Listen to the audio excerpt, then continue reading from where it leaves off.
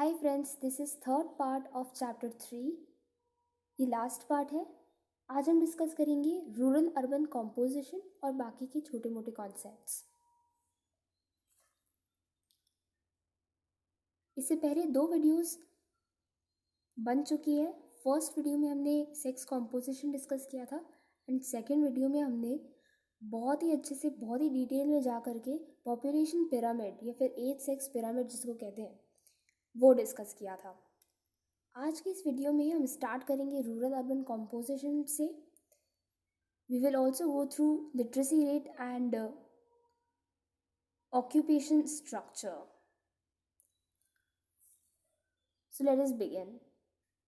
Rural urban composition में कोई भी पॉपुलेशन को रूरल और अर्बन कैटेगरीज में डिवाइड किया जाता है। We know rural population relates to people living in villages and urban population living in towns, cities। ऐसा का ऐसा सेम टॉपिक जब हम इंडिया वाली बुक स्टार्ट करेंगे, इंडिया पीपल एंड इकोनॉमी, उसमें भी सेम टॉपिक आएगा। बट कंफ्यूज नहीं होना है, वो इंडिया को डिस्कस करता है, ये वर्ल्ड को डिस्कस करता है। ओके और साथ ही साथ रूरल अर्बन सेटलमेंट की भी हम बात करेंगे इसी बुक के 10th चैप्टर में, ह्यूमन सेटलमेंट्स में। तब भी कंफ्यूज नहीं होना है क्योंकि वो सेटलमेंट्स है और ये पॉपुलेशन है। ओके वहाँ पे द एरिया किस तरह से वो डिवाइडेड है, ओके ये सब हम देखेंगे। यहाँ पे हम देखेंगे कि पॉपुलेशन में क्या क्या डिफरेंसेस होते हैं। ओके तो ये जो डिवीजन है रूरल पॉपुलेशन और अर्बन पॉपुलेशन वो रेजिडेंस पे बेस्ड है ना। ऐसा डिवीजन करने की क्या ज़रूरत आ पड़ी?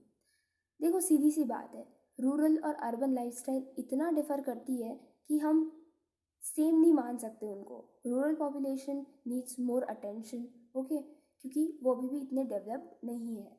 अर्बन लाइफस्टाइल काफ़ी डेवलप्ड है as compare to rural lifestyle. तो गवर्नमेंट जब पॉलिसीज़ बनाती है तो उन्हें रूरल एरियाज़ का स्पेशल ध्यान रखना पड़ता है, इसलिए इस तरह का डिवीज़न ज़रूरी है। बहुत सारे डिफरेंसेस होते हैं, सिर्फ लाइफस्टाइल का डिफरेंस नहीं होता है, स्टैंडर्ड ऑफ लिविंग का डिफरेंस नहीं होता है, बल्कि और भी बहुत सारे होते हैं। जैसे एज अलग अलग होती है, एज सेक्स कॉम्पोजिशन बहुत अलग होता है, ऑक्यूपेशंस भी बहुत अलग होते हैं लोगों के, primary activities, secondary activities, tertiary activities कौन सी प्रिवेलेंट है ये भी बहुत डिफ़र करता है रूरल और अर्बन एरियाज़ के केसेस में। डेंसिटी भी अलग होती है, इनफैक्ट जो पॉपुलेशन की साइज़ है वो भी बहुत डिफ़र करती है। इसलिए इस तरह का डिस्ट्रीब्यूशन बहुत ही ज़्यादा ज़रूरी है, डिफ्रेंसिएशन बहुत ही ज़्यादा ज़रूरी है। अब किसी भी कंट्री में अगर आप जाओगे तो आपको एक फिक्स क्राइटेरिया नहीं मिलेगा कि ये तो रूरल है और ये अर्बन पॉपुलेशन है।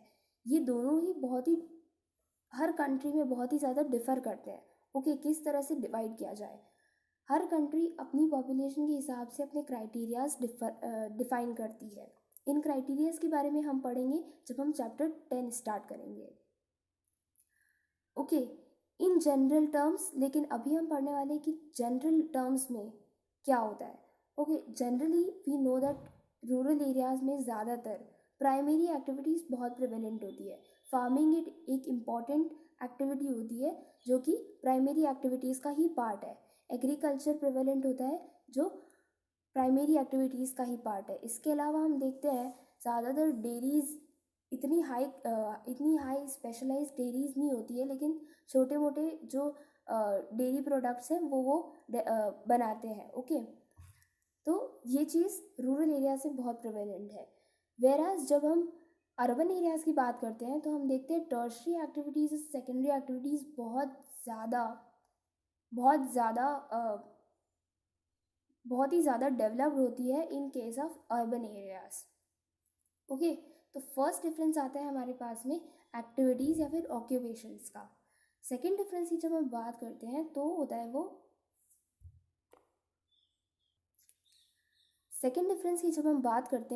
होता है सेक्स रेशियो का डिफरेंस। अब एक बहुत ही अगर हम जनरल आइडिया की बात करें तो देखो ऐसा है कि जो एशियन कंट्रीज़ है और अफ्रीकन कंट्रीज़ है वहाँ पे हम सब जानते हैं बहुत ही। अब हम बात करते हैं सेक्स रेशियो की। ये एक सेकंड मेजर डिफरेंस है रूरल एरियाज़ और अर्बन एरियाज़ में। लेकिन यहाँ पर एक अलग ही किस्म का ट्रेंड देखने को हमको मिलता है। जो वेस्टर्न कंट्रीज़ है like Canada, European countries like Finland, Norway, तो इन सारी कंट्रीज़ में जनरली क्या होता है, जो अर्बन एरियाज़ है वहाँ पर फीमेल्स आउटनंबर मेल, मतलब फीमेल्स मेल्स से ज़्यादा होती है। Okay, this is a reverse kind of trend. ऐसा हमको इंडिया और एशियन कंट्रीज़ में ज़्यादातर देखने को नहीं मिलता है। एशियन और अफ्रीकन कंट्रीज़ जो होती है, India, okay, and Zimbabwe, Nepal और काफ़ी सारी जो भी कंट्रीज़ हैं, अफ्रीका और एशियन कंट्रीज़ हैं, वहाँ पर हमको यही देखने को मिलता है that in urban areas males outnumber female, मतलब मेल्स फीमेल से ज़्यादा है। अब ऐसा क्यों?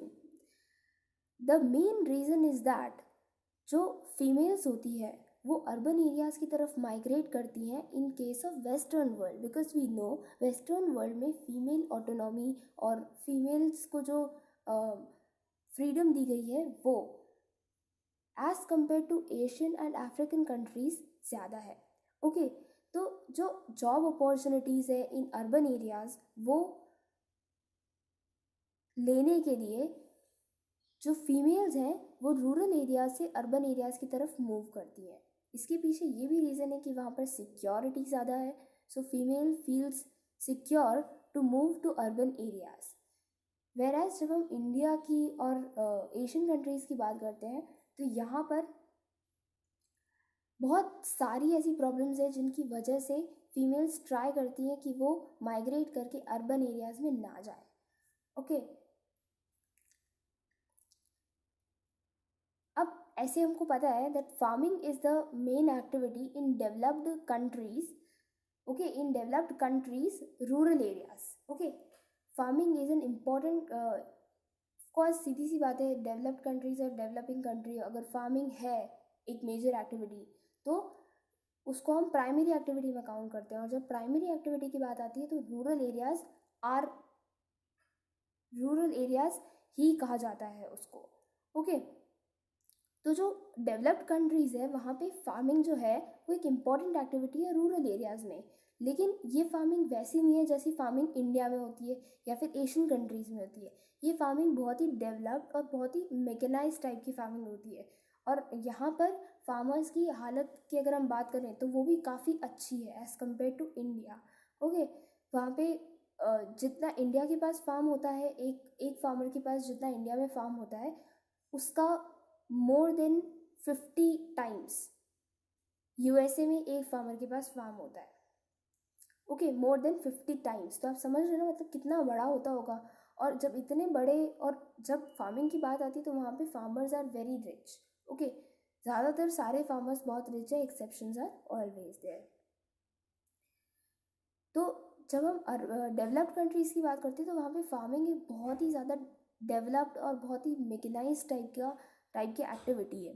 ओके, और ऐसी एक्टिविटी है जहाँ पे जो मेल्स हैं उनका ऑक्यूपेशन ज़्यादा ज़रूरी है। ओके, क्योंकि हमको पता है कि अर्बन एरियाज़ में जो काम होता है that is pen paper work, mostly pen paper work. Secondary और टर्शरी एक्टिविटीज़ में मोस्टली हमको सर्विसेज या फिर ऐसी चीज़ें प्रोवाइड करनी होती है जो कि ज़्यादा लेबर नहीं मांगती, राइट। एंड ऐसा लेबर मांगती है जैसे if you talk of domestic servants, right, तो जनरली वे प्रेफर कि फीमेल्स होती हैं। हमको पता है कि जनरली वो फीमेल्स होती है, मेल्स भी होते हैं बट जनरली फीमेल्स होती हैं। ओके, तो इस तरह की एक्टिविटीज़ में फीमेल्स का काम ज़्यादा पड़ता है। जबकि फार्मिंग में अगर हम यूएसए और अर्बन डेवलप्ड कंट्रीज़ की बात करें तो ऐसी कंट्रीज़ में जो फार्मिंग है वहाँ पर मेल ऑक्यूपेशन ज़्यादा ज़रूरी है। ओके, लेकिन जब हम एशियन कंट्रीज़ की बात करते हैं तो हर जगह मेल डोमिनेट करता है जस्ट बिकॉज अर्बन एरियाज़ में जनरली मेल डोमिनेट करते हैं just because they move towards urban areas despite the problems that are prevalent in urban areas. They move to urban areas. Okay, और better opportunities के लिए हम देखते ही हैं कि रूरल एरियाज़ में से मेल माइग्रेट कर जाते हैं। ओके, जब मेल माइग्रेशन हो जाता है रूरल एरियाज में से, selective out migration of males, तो उसके बाद में पीछे फीमेल बच जाती है और अनवांटेडली फीमेल को, अनवांटेडली या वांटेडली जो भी है, फीमेल्स को फार्मिंग एक्टिविटीज़ में लगना ही पड़ता है। And over the time females become stronger क्योंकि farming activities require huge labour. Okay, अब क्या रीज़न रहते हैं कि फीमेल्स जनरली इंडिया जैसी कंट्री में बाहर माइग्रेट नहीं करती हैं? वो होते हैं हाउसिंग की प्रॉब्लम्स, फिर कॉस्ट ऑफ लिविंग बहुत ज़्यादा हाई होती है, फिर जॉब अपॉर्चुनिटीज़ की बहुत कमी है। मतलब ज़रूरी तो नहीं है कि आप अर्बन एरियाज़ में आ जाओगे तो आपको जॉब मिल ही जाएगी, ऐसा कभी होता ही नहीं है, ठीक है। तो बहुत अनसर्टेनिटी रहती है।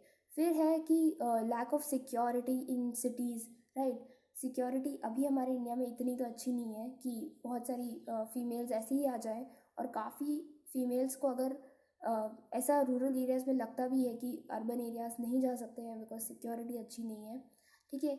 और एक बहुत इम्पॉर्टेंट फैक्टर रहता है कि जो हमारे जो विलेजेस है वहाँ पर विमेन को ज़्यादा बाहर माइग्रेट करना या काम करना अलाउड नहीं होता है। ओके, आज भी ऐसी बिलीफ तो है ही, और रखा भी जाता है फीमेल्स को घर के अंदर ही रखा जाता है। ओके, और थोड़ा बहुत जो फार्मिंग एक्टिविटीज़ है उसमें वो हेल्प करवा देती हैं बिकॉज वो फैमिली का ही है तो चलने दो। ओके, तो इस वजह से फीमेल्स जनरली माइग्रेट नहीं करती हैं, और इसकी वजह से हम जब एशियन कंट्रीज़ की बात करते हैं, एशियन कंट्रीज़ या फिर लेस डेवलप्ड वर्ल्ड जिसको जो अफ्रीका है, राइट, अफ्रीका और ये सारी कंट्रीज़ जिसमें आती है, तो वहाँ पर आज भी अगर हम देखेंगे तो अर्बन एरियाज़ में मेल्स ज़्यादा होते हैं, और जो रूरल एरियाज़ होते हैं वहाँ पर फीमेल्स ज़्यादा होती हैं। Okay, because of male selective out migration. So this is about rural urban composition. अब दो छोटे कॉन्सेप्ट्स हैं, literacy and occupation structure.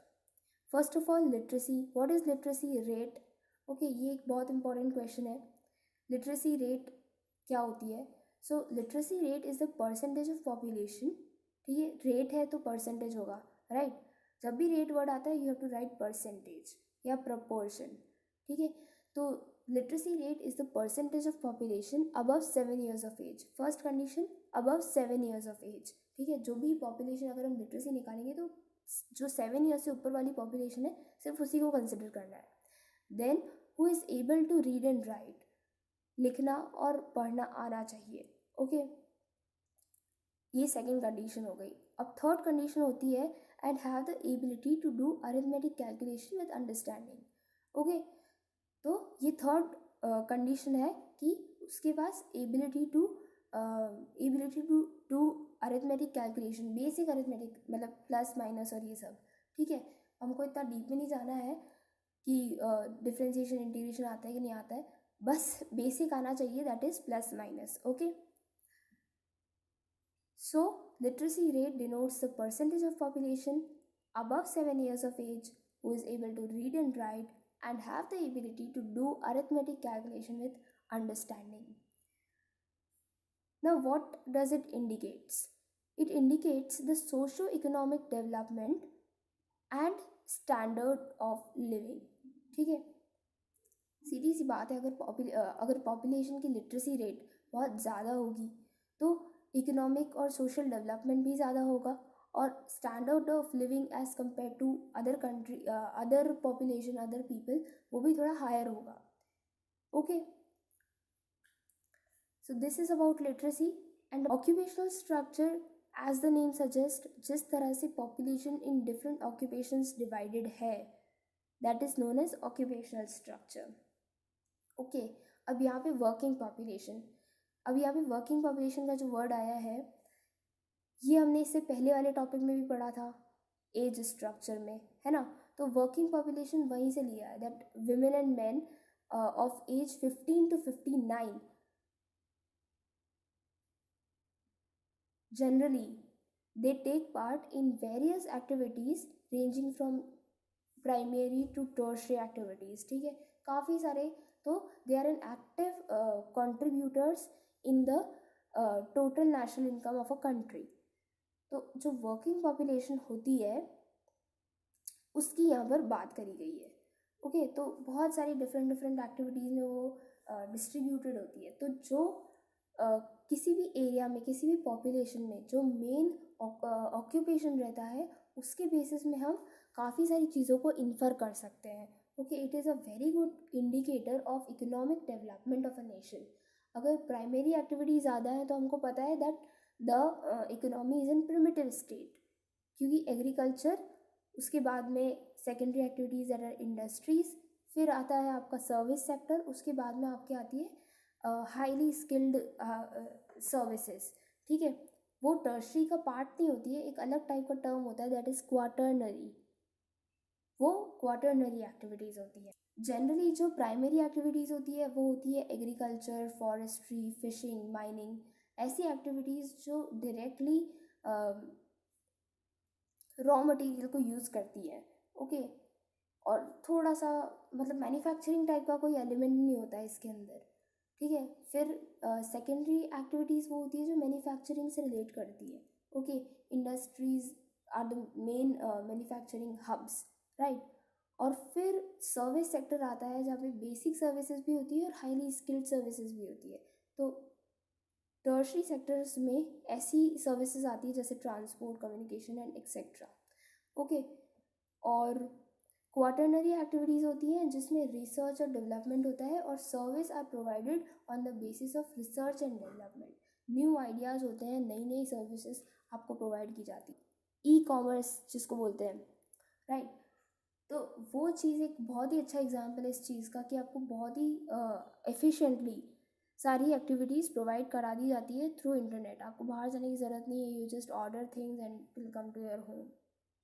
Okay, the proportion of working population engaged in these four sectors is the indicator of economic development. As we discussed, occupational structure is the indicator of economic development. Literacy rate ये दिखाता है कि social और economic development कितना है और standard of living कितना है। ऑक्यूपेशनल स्ट्रक्चर ये दिखाता है कि economic development of the nation कितना है। ओके, अब डिफरेंस कैसे आया?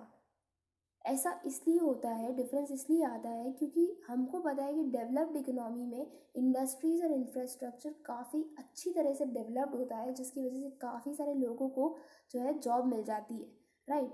लेकिन हम जब लेस डेवलप्ड या फिर डेवलपिंग कंट्रीज़ की बात करते हैं तो अभी इतना इंफ्रास्ट्रक्चर डेवलप्ड नहीं है और इंडस्ट्रीज़ वगैरह भी इतनी ज़्यादा डेवलप्ड नहीं है। तो उसकी वजह से जो ऑक्यूपेशनल स्ट्रक्चर होता है वो ज़्यादातर डोमिनेटेड बाय प्राइमरी एक्टिविटीज़ होता है। ओके,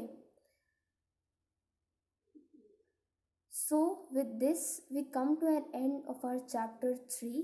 इसके बाद वाले चैप्टर में हम डिस्कस करेंगे the human development, right. So see you in the next lesson. Till then take care and bye bye.